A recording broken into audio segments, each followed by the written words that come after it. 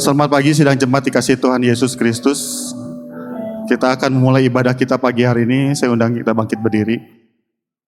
Kita akan masuk di dalam doa.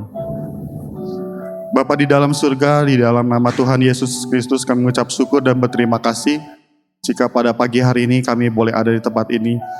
Kami boleh dengan tubuh yang sehat dan kekuatan dari Tuhan boleh hadir di tempat ini.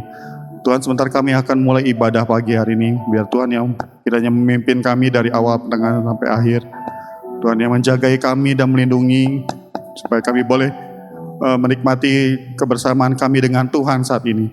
Kami juga diberkati dari firman Tuhan dan jadikan kami juga pelita dan jadi garam di dunia ini dan mempermuliakan Tuhan.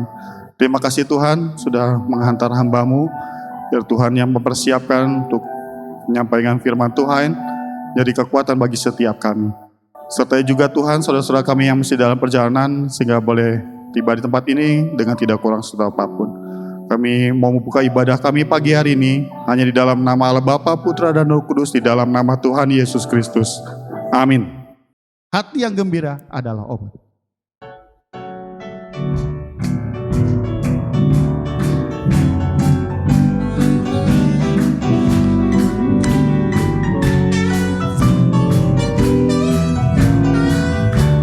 Hati yang gembira adalah obat. Hati yang gembira adalah obat.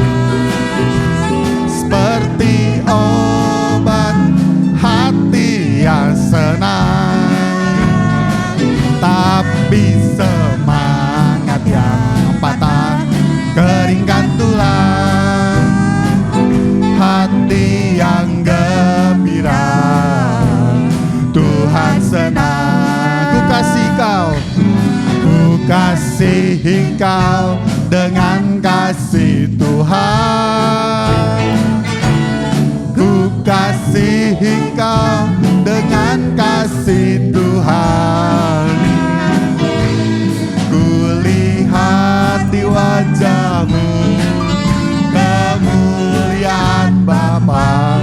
Ku kasihi kau dengan kasih Tuhan. Ku kasih kau dengan kasih Tuhan. Ku kasihi kau dengan kasih Tuhan. Ku kasihi kau dengan kasih Tuhan. Ku lihat di wajah-Mu kemuliaan Bapa. Ku kasihi kau dengan kasih Tuhan. Amin ya. Biar kita mau mengasihi Tuhan dan juga mengasihi sesama kita. Kita nyanyikan lagu, serukan namanya. Tuhan kita maha besar, Tuhan kita maha kuasa.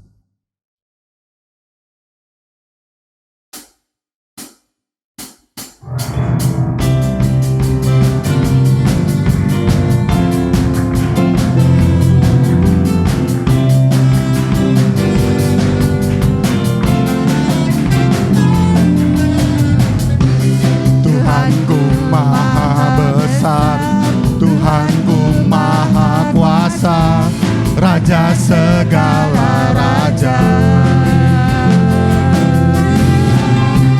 Dia takkan tergoyahkan, Dia takkan terkalahkan, Dia hidup dan berkuasa. Serukan namanya, serukan namanya, Yesus Tuhan Raja. Segala kuasa tunduk dalam namanya. Dia luar biasa, perkasa mulia. Yesus nama di atas segala nama. Tuhanku maha besar, Tuhanku maha besar, Tuhanku maha kuasa, Raja segala raja. Dia takkan tergoyahkan, Dia takkan terkalahkan, Dia hidup dan berkuasa. Serukan namanya, Yesus Tuhan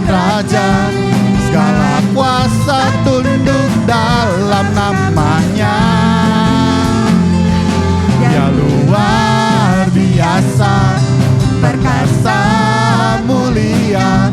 Yesus nama di atas segala nama. Serukan namanya, Yesus Tuhan Raja. Segala kuasa tunduk dalam namanya. Dia luar biasa, perkasa mulia. Yesus nama di atas segala nama. Amin. Percaya Tuhan Yesus luar biasa. Tuhan Yesus perkasa. Dia nama di atas segala nama. Siapa yang berseru kepada namanya, dia akan diselamatkan. Hanya pada Yesus kita berseru ya. Mungkin apa yang ada di dunia ini bisa kita andalkan, tapi itu semua ada masanya. Tuhan yang kita andalkan, Tuhan Yesus yang besar, yang kuasanya tidak terbatas itu, yang sanggup menolong kita. Dia sempurna dan rencana-rencananya indah dalam kehidupan kita. Persiapkan diri kita untuk mendengarkan firman Tuhan. Bukti kebesaran.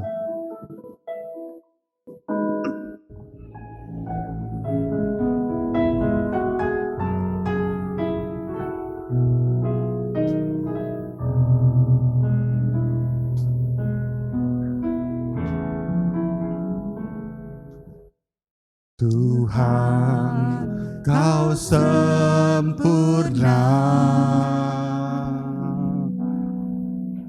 dalam rencanamu dan karyamu. Ku serahkan hidupku, murnikan dengan Roh-Mu. Tuhan, Kau sempurna. Tuhan, Kau sempurna dalam rencanamu dan karyamu. Ku serahkan hidupku, murnikan dengan Roh-Mu. Hidupku menggenapi firman-Mu. Tanda mujizat sertai tiap langkahku. Kau bersamaku di dalamku, jadi bukti kebesaran-Mu.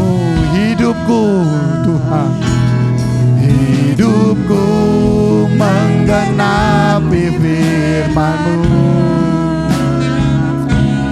Tanda mujizat sertai tiap langkahku.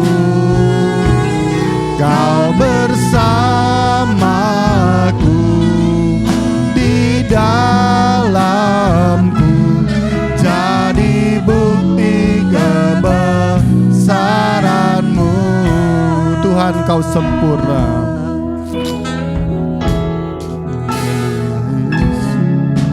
Tuhan, Kau sempurna dalam rencanamu dan karyamu. Ku serahkan hidupku, murnikan dengan Roh-Mu. Hidupku menggenapi firman-Mu. Tanda mujizat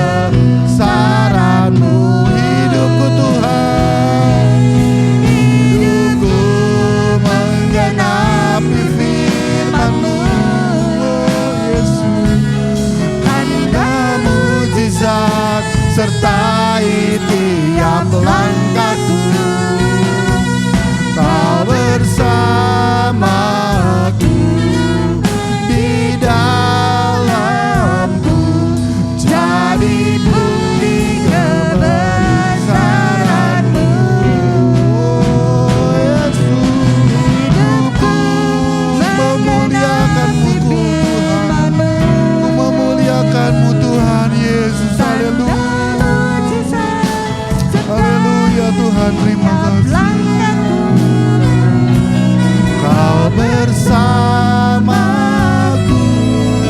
di dalamku, jadi bukti kebesaranmu,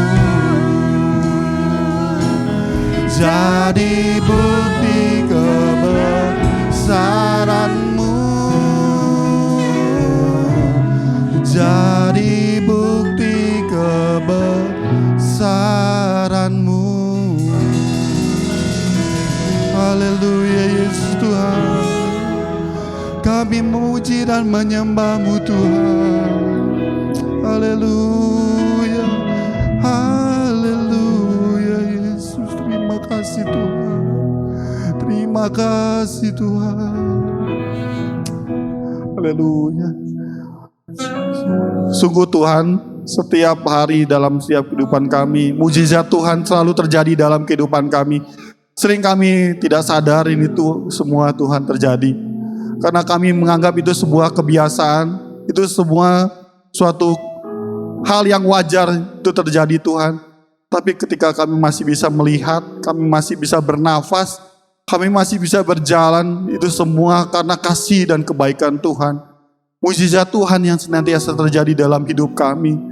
Tuhan, seringkali kami melihat hal-hal yang fana di dunia ini.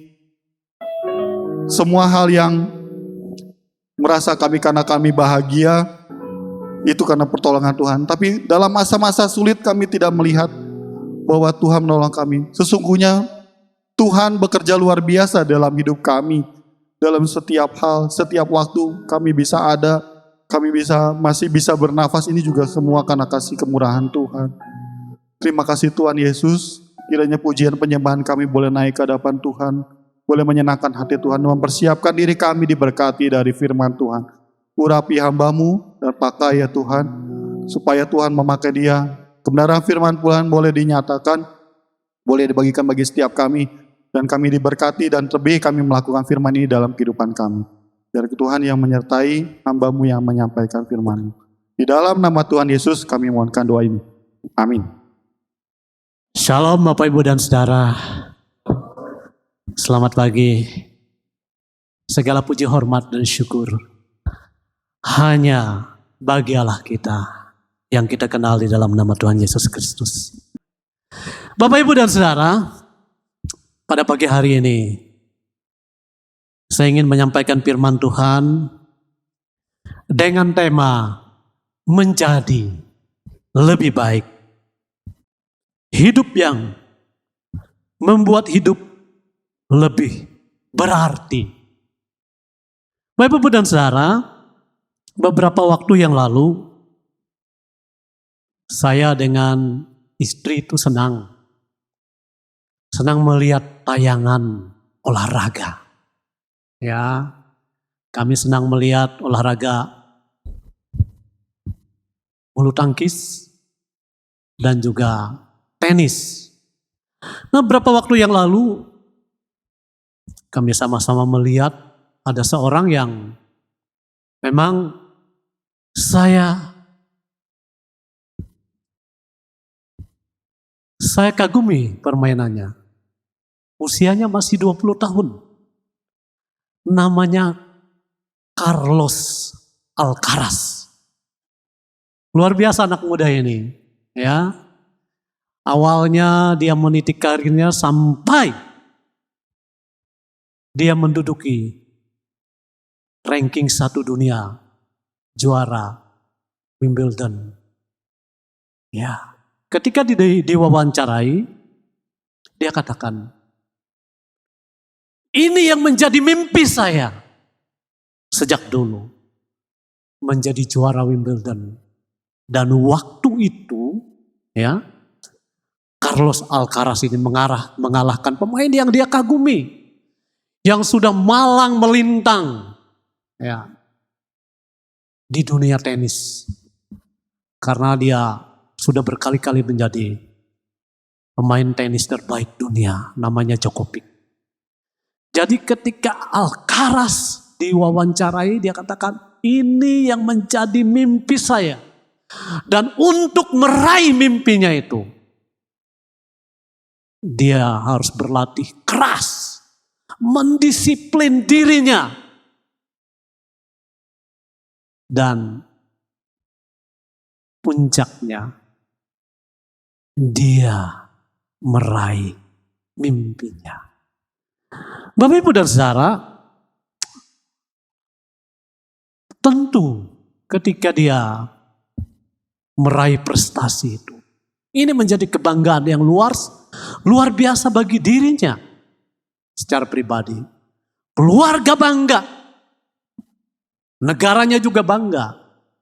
Sampai pada saat dia main itu ada raja, ya, raja kalau tidak salah Spanyol atau Portugal yang hadir, ya, yang mendukung dia. Ya, dia sudah mencapai apa yang menjadi mimpinya.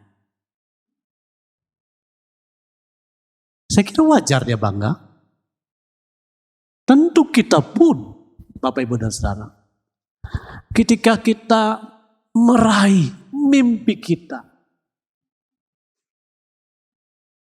pasti kita bangga. Ketika ada target tertentu, ada capaian tertentu yang kita harapkan dan itu menjadi kenyataan. Saya pun kemarin beberapa waktu yang lalu nonton satu film yang diambil dari cerita nyata. Ada seorang pemudi di Australia yang bermimpi mengelilingi dunia. Dan dia ingin memecahkan rekor sebagai orang yang paling muda yang bisa mengelilingi dunia seorang diri menggunakan perahu layar. Namanya Watson kalau tidak salah. Ketika dia menghadapi berbagai macam tantangan, rintangan, bahkan dikatakan dia menghadapi 7 badai. Menghadapi bahaya seorang diri. Ya. Dan sampai pada akhirnya dia kembali ke negara Australia. Disambut dengan begitu meriah oleh banyak orang termasuk Perdana Menterinya. Dan ketika dia mendapatkan kesempatan untuk berbicara di depan orang banyak, Perdana Menteri katakan dia ini seorang pahlawan. Tapi dia katakan, Perdana Menteri salah. Saya bukan seorang pahlawan, bukan seorang yang hebat. Tapi saya seorang yang biasa saja. Tapi saya mau meraih mimpi saya. Dan saya mau berjuang. Saya mau bayar harga untuk mimpi saya. Jadi apa yang dilakukan oleh seorang pemudi ini menjadi inspirasi bagi orang lain. Banyak orang di seluruh dunia. Orang yang biasa-biasa. Ketika dia berjuang meraih mimpinya, dia bisa mencapai. Bapak, Ibu, dan Saudara, pada pagi hari ini, saya ingin kita belajar dari seorang yang dulunya, ya, maaf firman Tuhan tadi saya kurang tepat ya. Ini judulnya membuat hidup menjadi lebih berarti ya, bukan lebih baik. Membuat hidup menjadi lebih berarti. Mari kita membuka ayat firman Tuhan dari Filipi pasal yang ke-3. Filipi pasal 3 ayat yang ke-6 dan yang ke-7. Saya akan bacakan. Tetapi apa yang dahulu merupakan keuntungan bagiku, sekarang kuanggap rugi karena Kristus. Malahan segala sesuatu kuanggap rugi karena pengenalan akan Kristus Yesus Tuhanku lebih mulia daripada semuanya. Oleh karena dialah aku telah melepaskan semuanya itu dan menganggapnya sampah supaya aku memperoleh Kristus. Bapak, Ibu, dan saudara, kalau tadi dari awal cerita saya, Carlos Alcaraz membuat hidupnya menjadi lebih berarti karena dia sudah meraih apa yang menjadi mimpinya. Seorang pemudi yang namanya Watson, kalau tidak salah, meraih mimpinya dan dia berjuang dengan keras untuk meraih mimpinya itu dan menjadi inspirasi bagi banyak orang. Pada pagi hari ini kita akan melihat apa yang Rasul Paulus katakan. Ya. Mungkin ketika sebelum dia mengenal Yesus Kristus, dia punya target-target tertentu dalam hidupnya. Dan dia berusaha mencapainya, meraihnya. Komitmen. Dia mungkin bisa berkata, saya bisa bertanding dengan siapapun juga dalam hal ketaatan melakukan hukum Taurat. Dia bisa juga membanggakan tentang statusnya, tentang siapa dia sebagai orang Yahudi, orang Ibrani asli, keturunan dari suku Benyamin. Itu bisa kita lihat. Ya. Dia bisa membanggakan semua raihan-raihan yang sudah dia capai dan dia memang mau berjuang untuk mencapai itu. Tapi Bapak, Ibu, dan saudara, kalimat yang menarik dari bagian firman Tuhan yang kita baca. Sampai dia mengatakan keuntungan, apa yang dahulu kuanggap sebagai keuntungan. Memang Bapak, Ibu, dan saudara, posisi Paulus pada saat itu ketika dia sebagai murid dari Gamaliel, posisinya itu bisa membawa dia memiliki privilege dalam hidupnya. Dan itu baginya sebuah keuntungan. Siapa di sini yang tidak ingin untung dalam hidupnya? Ada enggak? Semua kan kita ingin mengalami keberuntungan dalam hidup kita. Dan Rasul Paulus katakan posisinya sebagai orang Farisi, sebagai orang yang tekun belajar Taurat, itu keuntungan baginya. Keuntungan baginya. Ya. Tentu kalau kita sedang dalam posisi mengalami keuntungan dalam hidup kita, kita akan terus ingin berada di dalam posisi itu.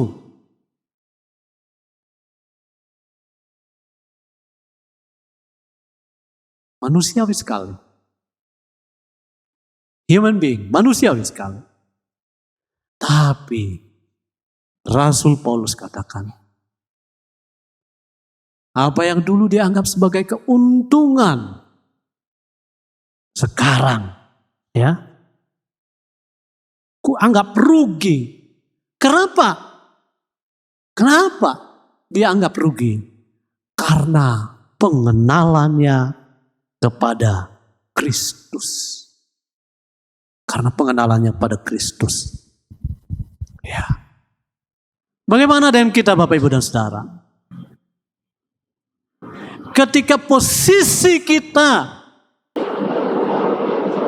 sudah ada di dalam posisi yang benar, on the track.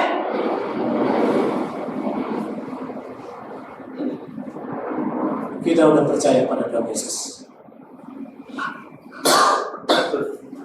Apakah kita sudah menganggap itu sebagai sebuah hal yang istimewa? Hal yang paling penting dalam hidup kita. Amin. Siapa yang sependapat dengan saya? Bahwa ketika kita ada di dalam posisi percaya kepada Tuhan Yesus, itulah yang paling berarti dalam hidup kita. Melebihi apapun juga. Amin. Melebihi apapun juga. Kenapa Bapak Ibu dan Saudara? Kita ada di dalam posisi yang benar. Hidup kita menjadi lebih berarti, Bapak Ibu dan Saudara. Kenapa? Karena kita percaya kepada Tuhan Yesus. Ya, karena kita percaya pada Tuhan Yesus. Apa yang Tuhan Yesus janjikan kepada kita? Status ketika kita percaya kepada Tuhan Yesus, kita memiliki kepastian keselamatan.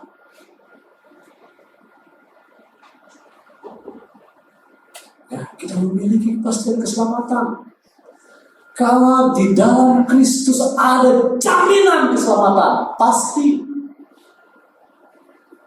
Dan kita, ketika kita percaya pada Tuhan Yesus, Bapak Ibu dan Saudara bisa lihat di dalam itu ayat yang saya sangat ingat sekali.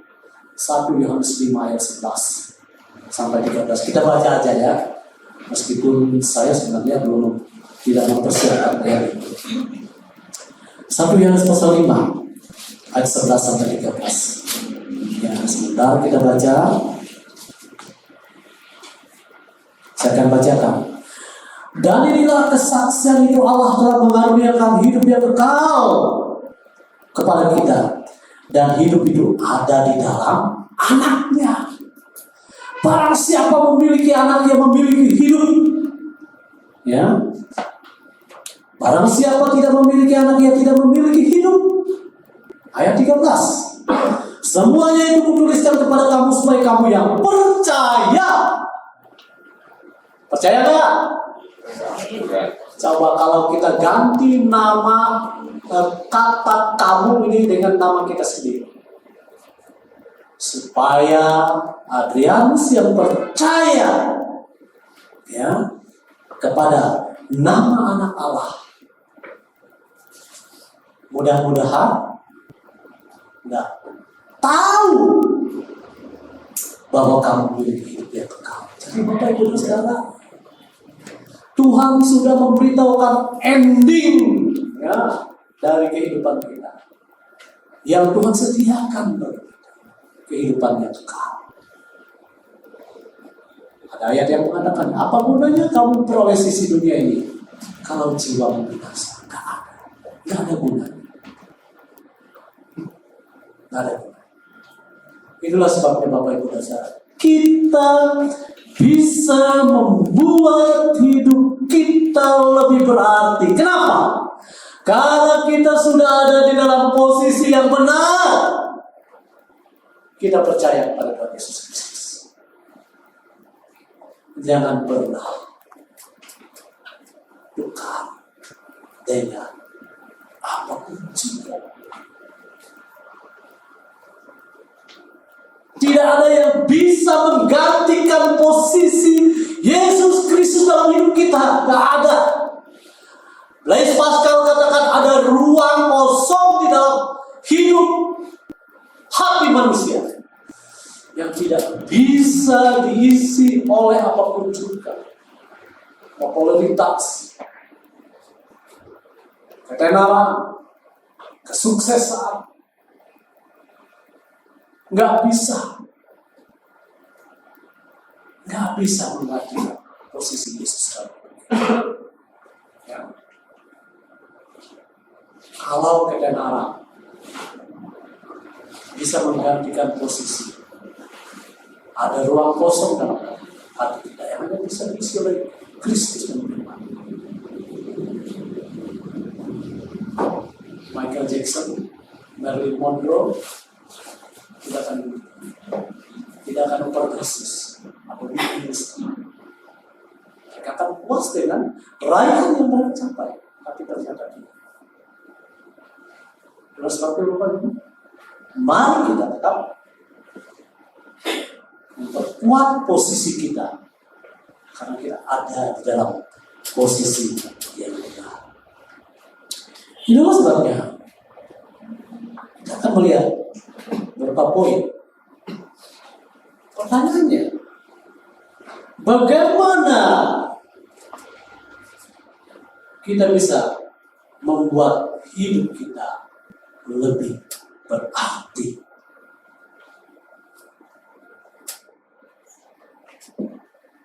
Bagaimana kita bisa membuat hidup kita lebih berarti?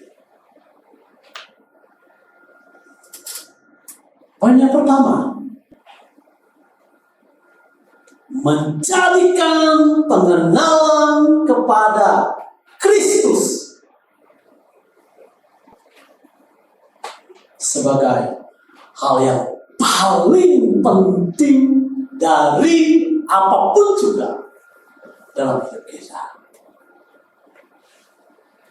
Bapak Ibu dan Saudara, ada enggak kerinduan dalam hati kita?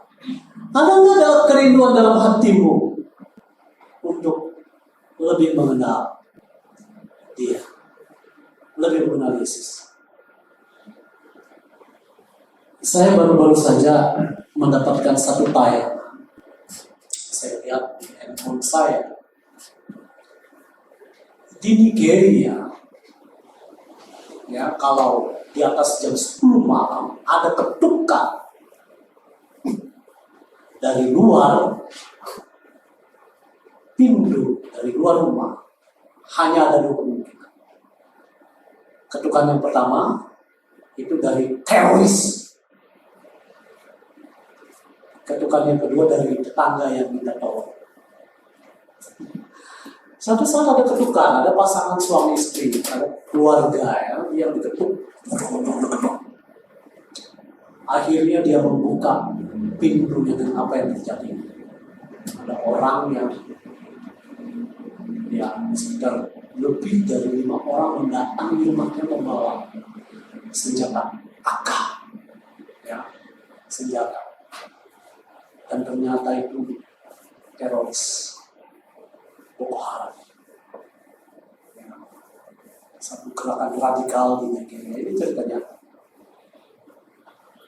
Dan keluarga di rumah itu memang Kristen. Singkat cerita, mereka dipaksa untuk menyangkal imannya, ya, menyangkal imannya. Sang suami sudah mempersiapkan keluarganya, jangan sampai kita menyangkal iman kita. Apapun yang terjadi, kita tetap percaya pada Yesus. Memang akhirnya benar-benar dipaksa, ya. Sampai sang suami ditaruh di depan mulutnya senjata itu. Ayo sangkal imanmu, kalau enggak kami akan membunuh kamu. Singkat cerita, akhirnya sang suami istri panas, ya.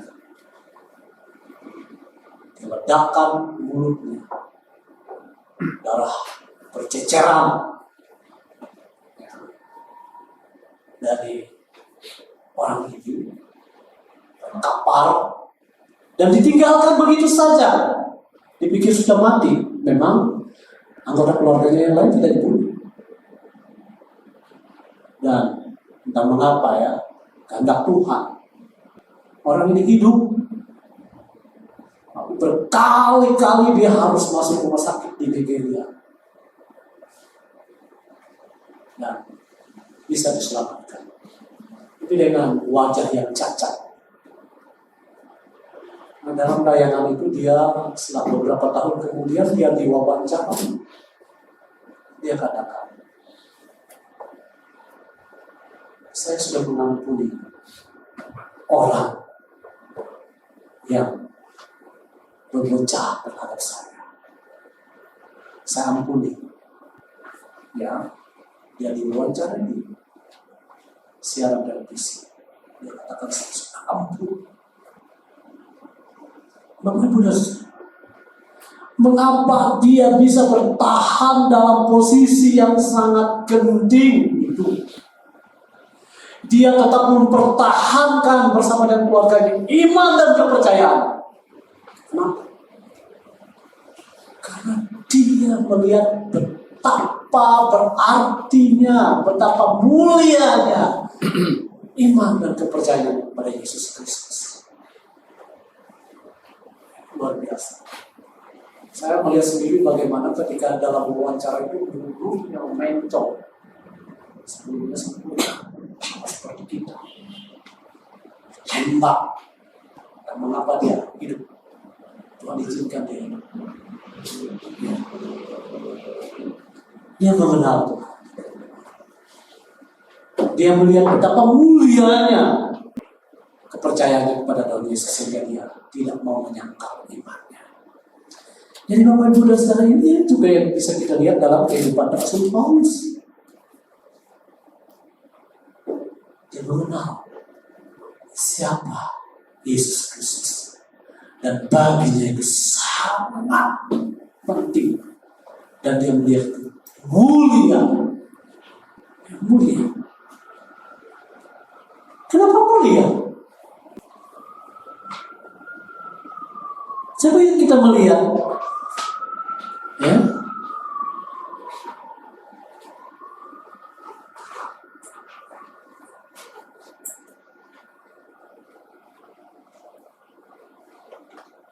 Apa yang Yesus lakukan? Filipi pasal 3 ayat yang ke-10. Filipi pasal 3 ayat yang ke-10. Yang kukehendaki ialah mengenal Dia dan kuasa kebangkitannya dan persekutuan dalam penderitaannya, di mana aku menjadi serupa dengan Dia dalam kematian. Jadi Bapak Ibu dan Saudara, apa yang membuat Paulus melihat pengenalannya pada Kristus lebih mulia? Itu kan dia melihat apa yang Tuhan Yesus lakukan baginya. Dalam ayat 10 menyinggung apa yang tadi disebutkan. Menyinggung karya Kristus di atas kayu salib. Mungkin bagi orang lain, wah, dia tersalib, dia terhukum, terhina, diolok-olok, dipermalukan. Tapi kita harus melihat apa yang Alkitab katakan. Yesus Kristus yang mati di kayu salib, bangkit pada hari yang ketiga, naik ke surga.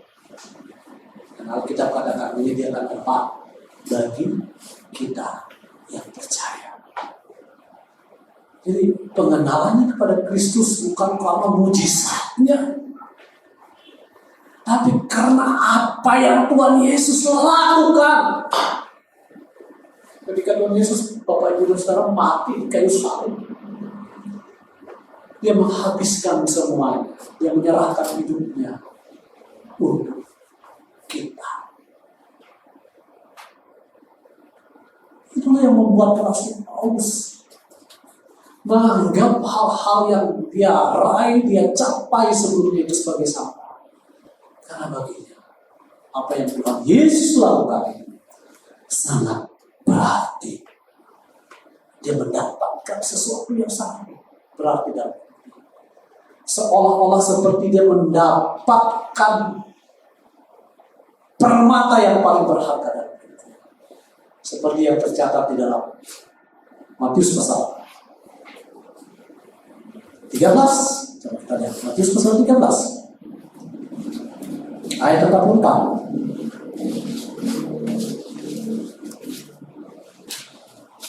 Matius pasal 13 ayat 44. sampai 46, demikian bunyi firman Tuhan. Hal kerajaan surga itu seumpama harta terpendam dan saya ulangi, hal kerajaan surga itu seumpama harta yang terpendam di ladang yang ditemukan orang lalu dipendamnya lagi oleh sebab sukacitanya. Pergilah ia menjual seluruh miliknya lalu membeli ladang itu. Lalu kemudian ayat 45, demikian pula hal kerajaan surga seumpama seorang pedagang yang mencari mutiara yang indah.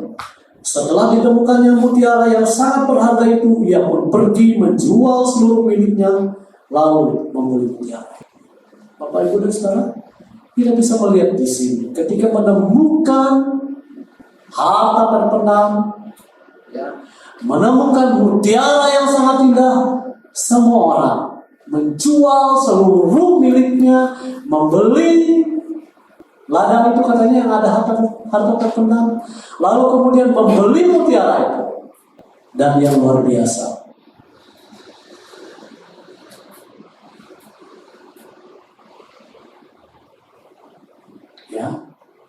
dia bersuka cita.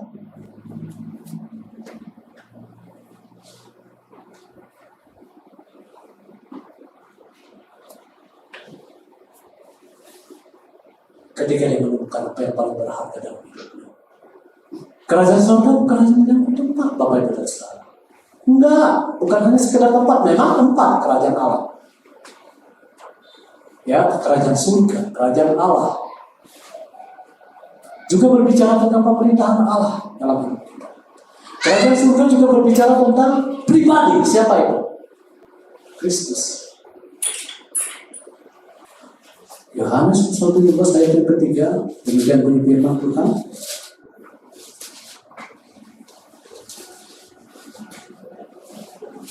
Saya akan bacakan untuk kita.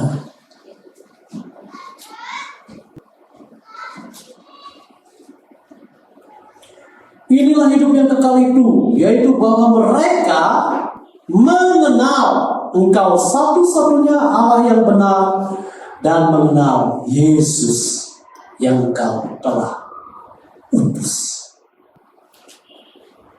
Jadi kerajaan Allah, kehidupan yang kekal, yang menyangkut kehidupan yang kekal itu tidak hanya berbicara tentang tempat, tapi juga berbicara tentang apa? Pengenalan. Dan ini yang terjadi dengan kehidupan Rasul Paulus. Ketika dia menemukan harta terpendam itu apa itu? Kristus dalam hidup. Dia menganggap raihan prestasi dalam hidupnya sebelumnya sebagai sampah. Kenapa?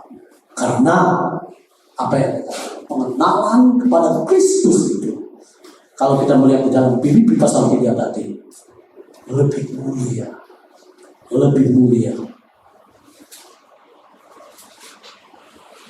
Ya. Jadi berapa pentingnya kita mengenal Yesus dalam hidup kita, mengenal Allah dalam hidup kita. Pertanyaannya, bagaimana caranya kita mengenal Dia? Dia sudah melakukan yang terbaik dalam hidup kita, seperti yang Paulus ungkapkan di dalam Filipi pasal 3 tadi. Kematian, kebangkitan itu luar biasa.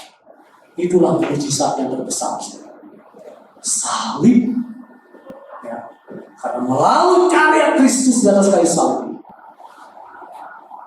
hidup kita berpindah dari maut kepada hidup yang kekal. Hidup yang sia-sia. Ketika kita belum percaya, hidup yang sia-sia menjadi hidup yang sangat berarti. Hidup jadi berarti karena Yesus hidup. Ya. Ada lagunya ya, anak Allah Yesus namanya. Ada hari depan karena Yesus hidup. Dan Tuhan menjadikan hari depan yang sangat indah bagi kita. Di mana? Di dalam kerajaan surga yang mulia. Ya.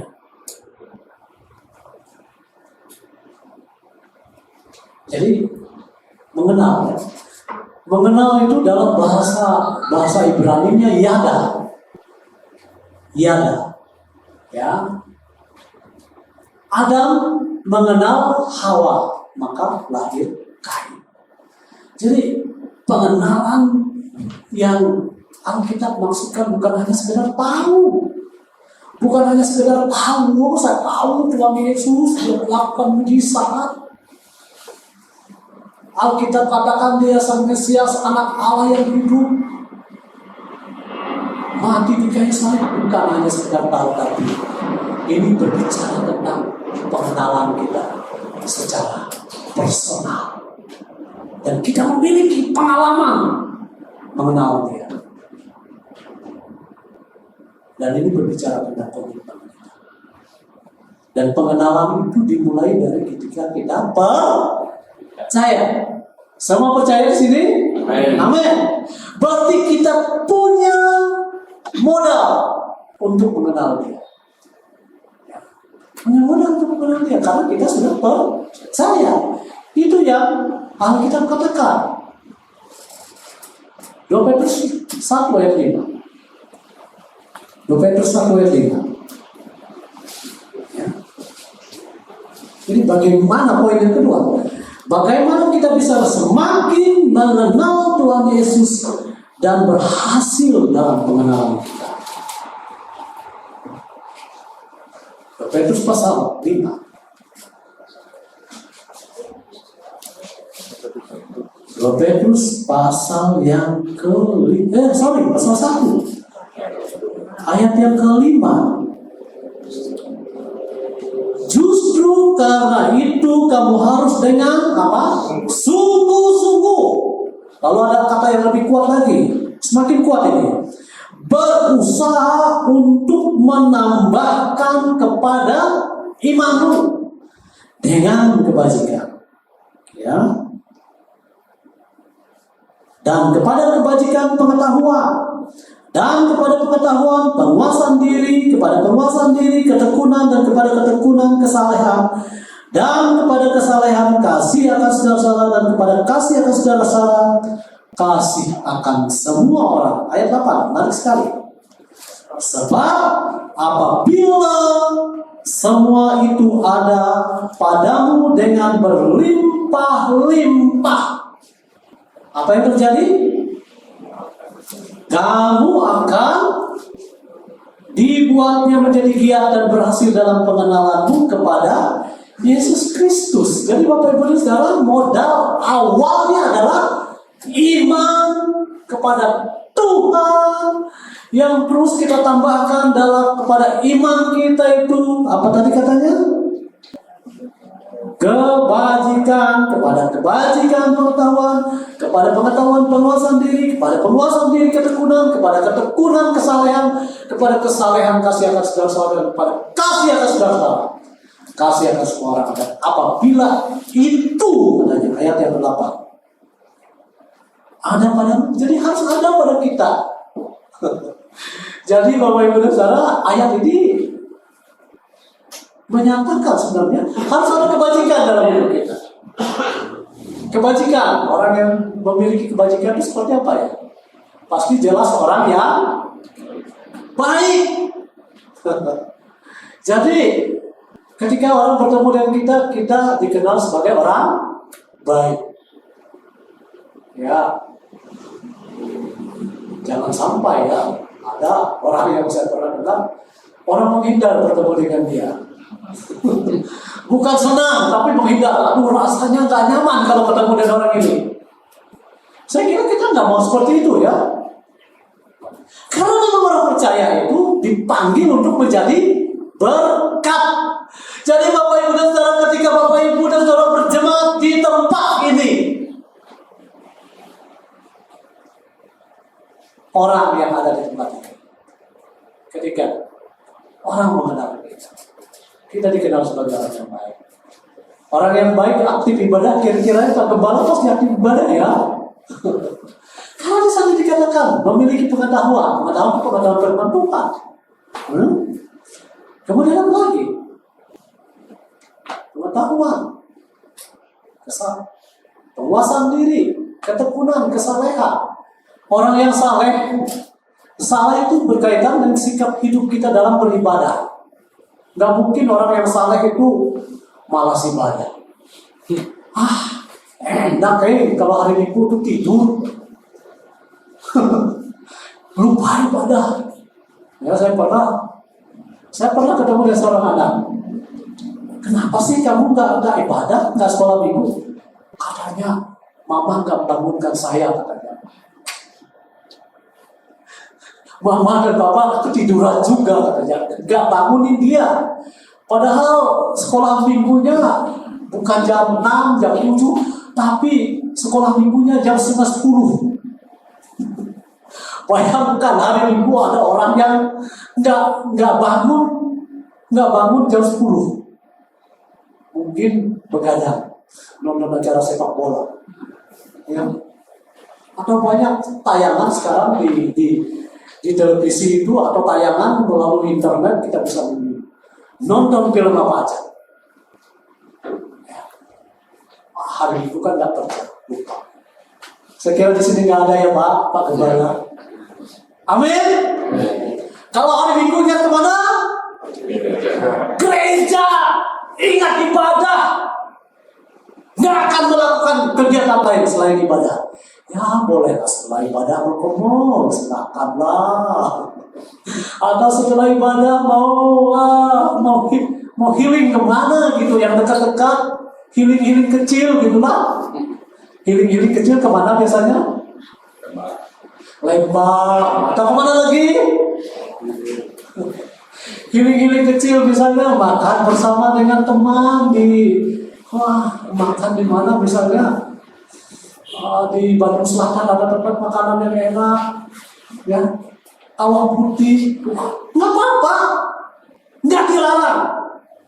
Tapi Tuhan bilang, hormati dan kuduskan hari Sabat. Ingat ibadah. Menjelang akhir zaman ini, banyak orang sudah mengabaikan ibadah. Coba di Jerman sekarang ibadah sudah pakai GPT, menggunakan kecerdasan intelijen, ya, yaitu intelligent artificial, tampil avatarnya. Jadi nggak ada pendeta lagi. Nggak ada lagi pendeta yang khotbah avatar di depan ini. Waduh, orang bahkan konseling dengan avatar katanya, konseling menggunakan ChatGPT. Kira-kira bisa nggak? Ini udah melewati batas sekarang. Itulah tandanya zaman. Kita sudah hidup di akhir zaman. Jadi sekarang mengenal Yesus, miliki semuanya.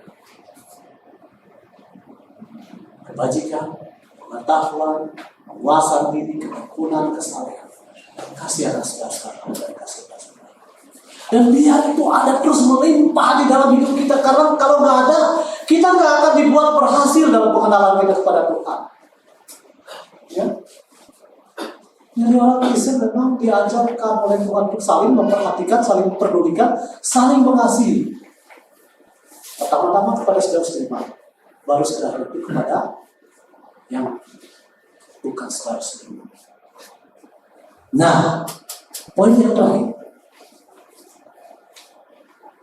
fokus. Coba kita lihat Filipi pasal 3 ayat 14.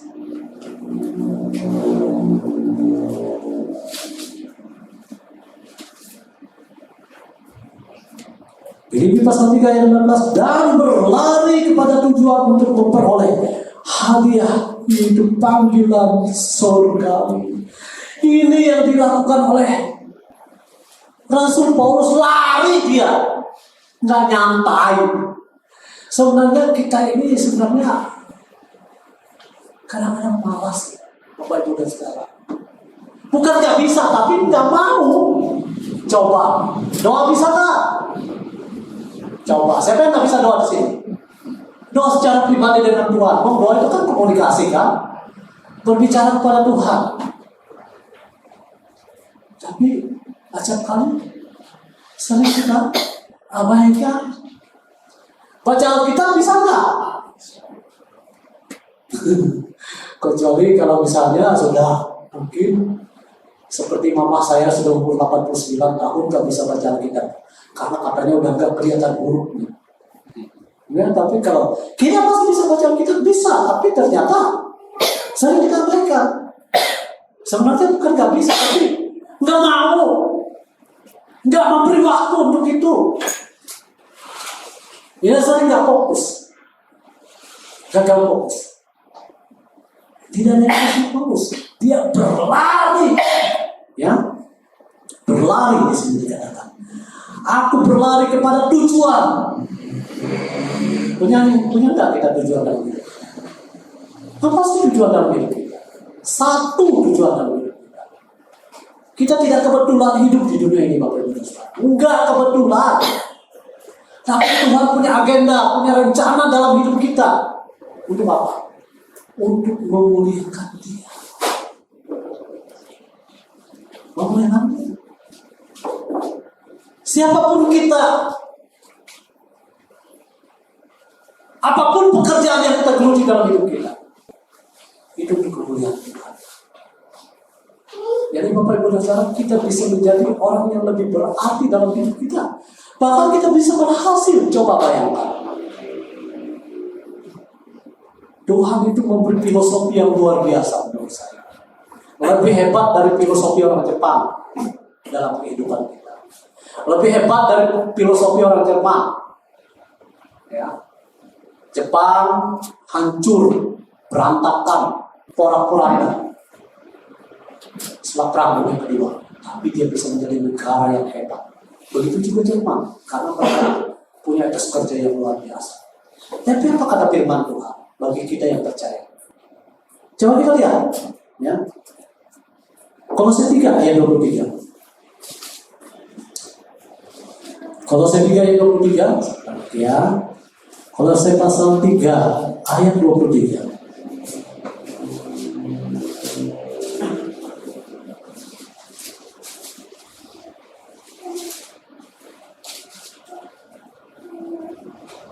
Apapun juga yang kamu perbuat, perbuatlah dengan segenap hati seperti untuk Tuhan dan bukan untuk manusia.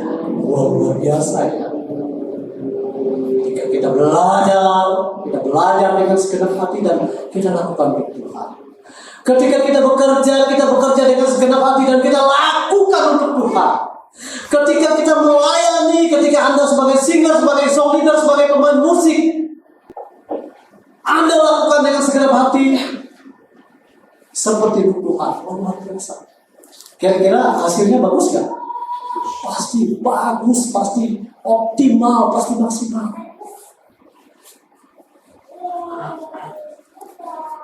Sinar laser itu kalau tidak difokuskan bukan apa-apa. Tapi bayangkan ketika dia difokuskan, ada pengembangan terbaru Israel sekarang katanya, dan disebut sebagai senjata terkutuk. Dia bisa membuat sinar laser itu menjadi sebuah senjata yang bisa menyerang pesawat dan lain sebagainya, bisa menghancurkan roket, misil dengan kecepatan yang luar biasa.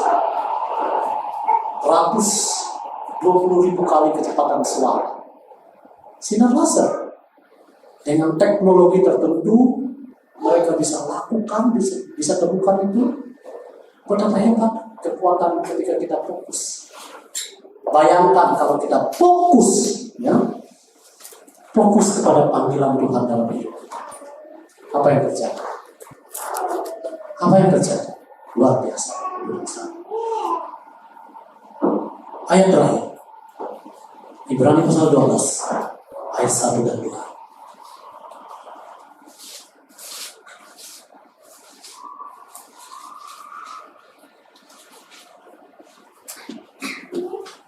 Karena kita mempunyai banyak saksi bagaikan awan yang mengelilingi kita, marilah kita menanggalkan semua beban dan dosa yang begitu merintangi kita dan berlomba dengan tekun dalam perlombaan iman yang diwajibkan bagi kita.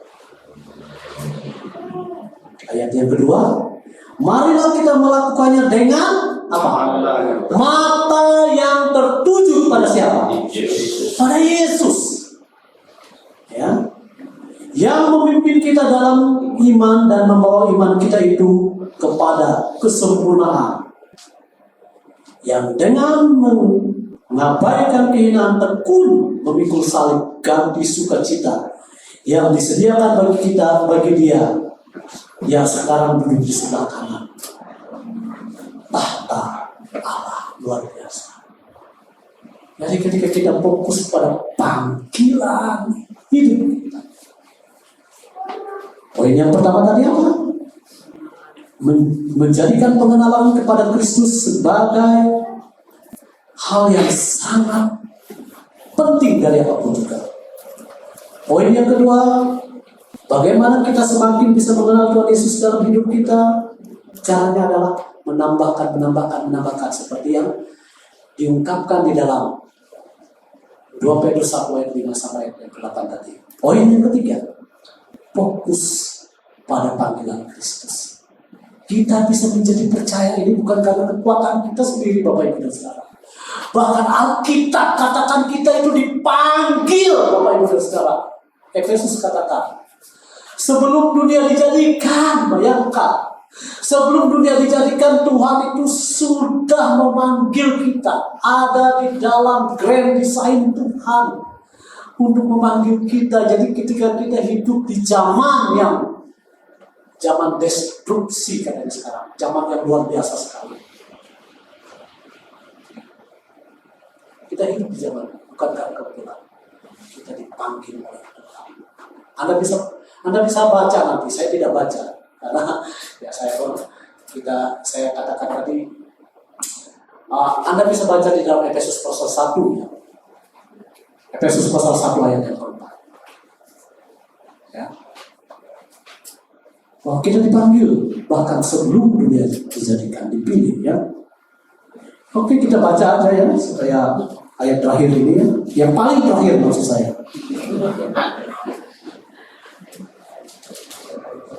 Efesus pasal 1. Benar Ibu ya, ini yang paling terakhir ya. Iya. Efesus pasal 1.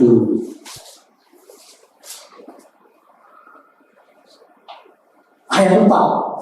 Sebab di dalam dia Allah telah memilih siapa? Kita. Kapan? Sebelum dunia dijadikan. Supaya apa? Supaya kita kudus dan tak bercacat di hadapannya. Waduh, luar biasa Bapak Ibu dan Saudara.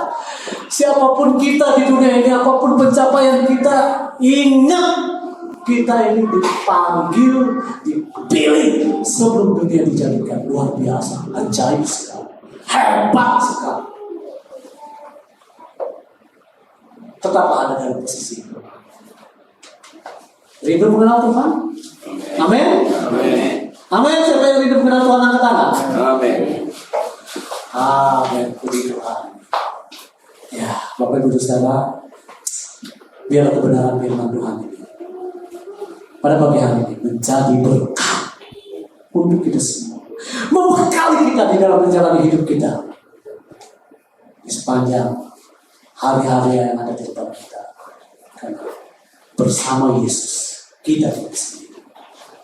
Bersama Yesus, we are not alone. Kita tidak sendiri, tapi Yesus yang menuntun, memimpin hidup kita dan melakukan yang terbaik untuk kita. Dan kita bisa menjadi orang yang lebih berarti karena Yesus. Dan kita rindu lebih sungguh-sungguh lagi mengenal Dia dan hidup kita. Amin. Bapa Surgawi, kami bersyukur kepadamu, Engkau sudah menyertai ibadah kami dari permulaan sampai dengan selesainya. Kami semua yang sudah ambil bagian di dalam pelayanan, Tuhan pakai pelayanan kami semakin indah bersama Tuhan Yesus Kristus, selalu memuji dan membesarkan nama Tuhan dan memuliakan nama Tuhan. Tuhan memberkati semua pelayan-Mu ya Tuhan, hamba Tuhan yang sudah menyampaikan kebenaran kebenaran firman Tuhan, mengingatkan kembali akan pengenalan kami kepada Kristus Yesus, sehingga memberikan semangat untuk kami terus berjalan bersama Tuhan Yesus. Terima kasih ya Tuhan, pakai hamba-Mu dalam pelayanan di mana-mana tempat, nama Tuhan dipermuliakan. Tuhan memberkati keluarga dan rumah tangganya. Kami juga berdoa untuk Bapak Ibu sekalian, mungkin ada yang terganggu kesehatannya, yang ada di rumah. Kami berdoa kiranya Tuhan sendiri yang menjawab, memberikan kesembuhan dan pemulihan. Seperti pengakuan iman kami yang kami bacakan, 12 pengakuan iman ini boleh diingatkan kembali kepada jemaat Tuhan di Hermon ini, untuk kami boleh terus percaya kuasa Tuhan tidak terbatas.